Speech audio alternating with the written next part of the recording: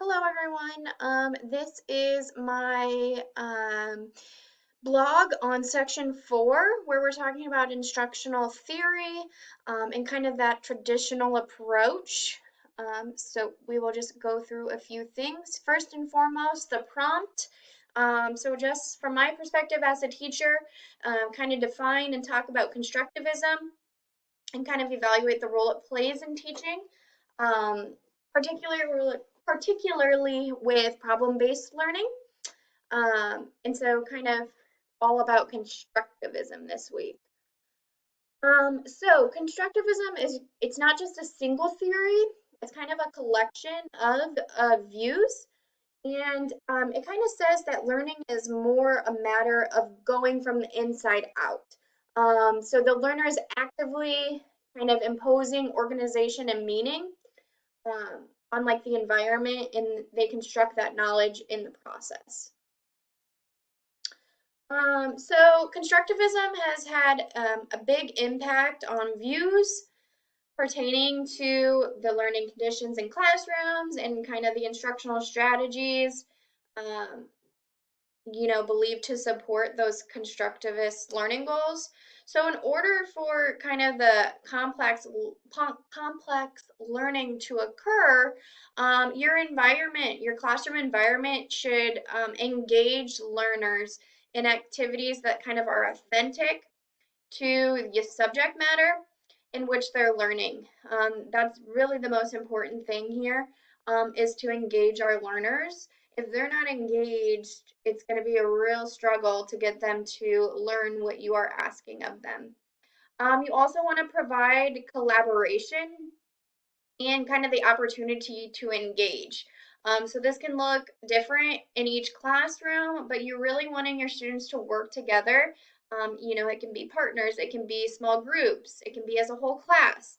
You're really wanting your learners to collaborate and really solve problems together. And you also want to encourage learners to reflect on what they're learning and kind of how they're learning, and kind of their outcomes. So really make sure that reflection is kind of a key aspect in this as well. Um, with constructivism, there's different models. So the first one is project-based learning.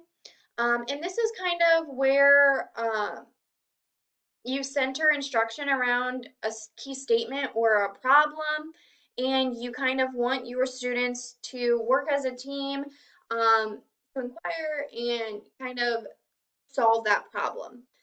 So it's really all about the teamwork, and you want to solve that problem. So you're given the problem and you want your students to come up with a solution.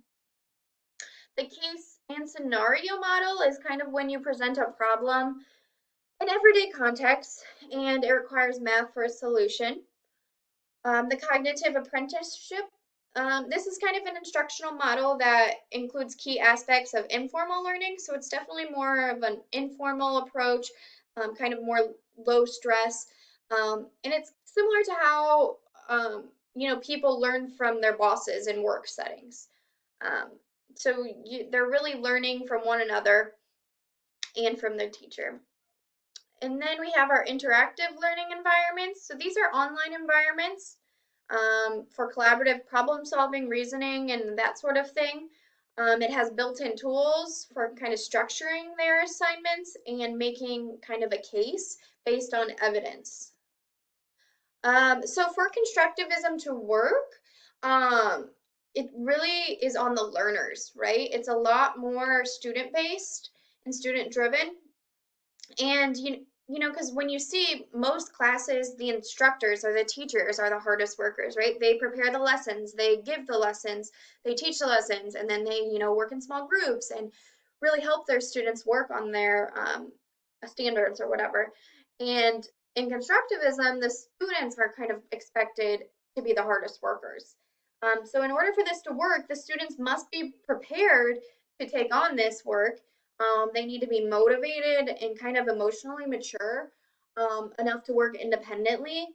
They need to kind of have prior knowledge to handle these more complex problems and scenarios.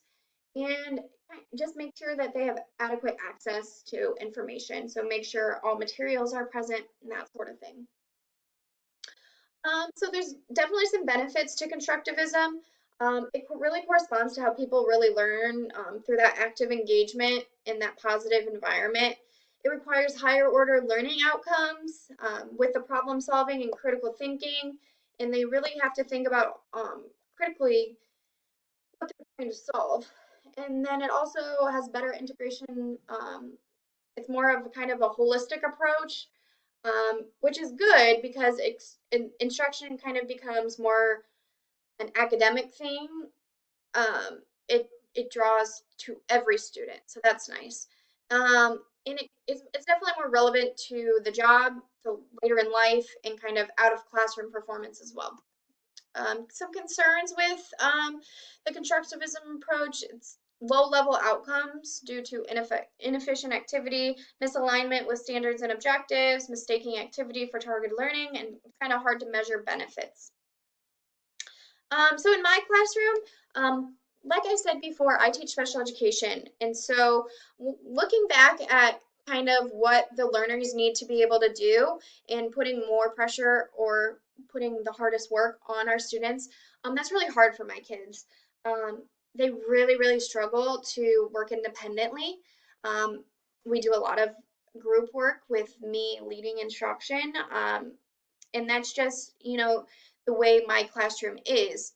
So having them have more responsibility would be very challenging for them due to the fact that they do struggle so much working independently. And really having those higher order thinking and those more complex questions or problems that they need to solve.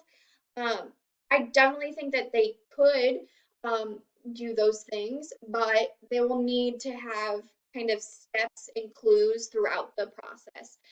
If I just said, here's the problem, you need to solve it, they would look at me like, Miss Thompson, you're nuts. Okay. But I think if we work together as a class and collaborated together, and I gave them checkpoints and clues throughout to help them solve that problem, it could definitely be beneficial um, with that project-based learning. But that's just kind of how I see that in my classroom. But yeah, this is my take on the constructivism approach, and I hope you enjoyed, and I look forward to hearing from you guys.